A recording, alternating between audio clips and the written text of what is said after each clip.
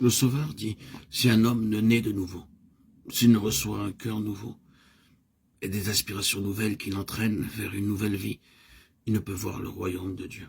Jean 3:3. La notion d'après laquelle il suffirait à l'homme de travailler à développer le bien qui est naturellement en lui est une erreur fatale. L'homme animal ne reçoit pas les choses de l'Esprit de Dieu, car elles sont une folie pour lui, et il ne peut les connaître, parce que c'est spirituellement qu'on en juge. 1 Corinthiens 2:14. Ne t'étonne pas que je t'ai dit, il faut que vous naissiez de nouveau. Jean 3:7. Il est écrit, touchant Jésus-Christ, la parole, elle était la vie, et la vie était la lumière des hommes. Jean 1:4. Il est le seul nom qui a été donné parmi les hommes, par lequel nous devions être sauvés. Acte 4:12. Il ne suffit pas d'entrevoir la bonté de Dieu, sa bienveillance, sa tendresse paternelle. Il ne suffit pas de discerner la sagesse et la justice de sa loi, de constater qu'elle est fondée sur le principe éternel de l'amour. L'apôtre Paul avait connaissance de tout cela quand il disait « Je reconnais que la loi est bonne, la loi est sainte, et le commandement est saint, juste et bon. » Mais il ajoutait dans l'amertume de son désespoir « Je suis charnel, vendu au péché. » Romains 7, 16, 12, 14.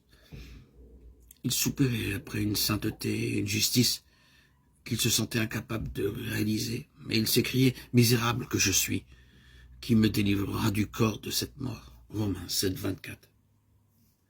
Tel est le cri qu'ont poussé en tout temps et en tout lieu les âmes écrasées par le sentiment du péché. Pour tous, il n'y a qu'une réponse. Voici l'agneau de Dieu qui ôte le péché du monde. Jean 1, 29.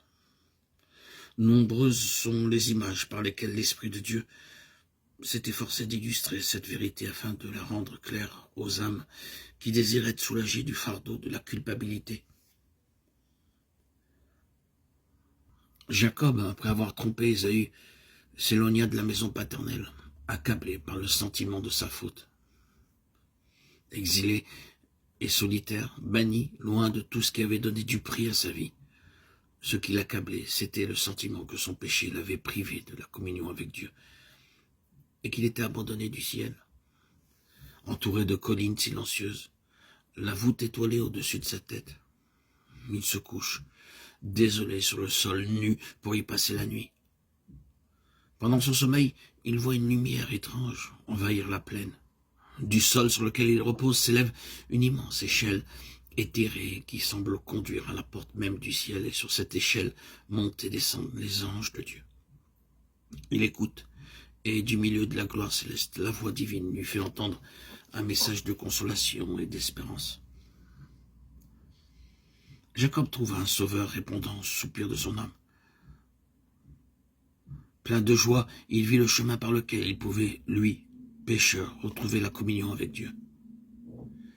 L'échelle mystique de sa vision représente Jésus, le seul intermédiaire entre Dieu et l'homme.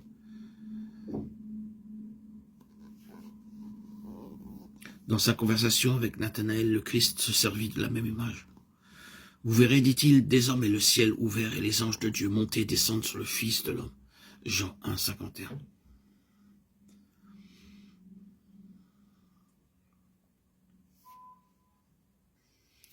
Par Jésus, l'homme déchu, faible et impuissant a pu de nouveau avoir accès à la source de la puissance infinie.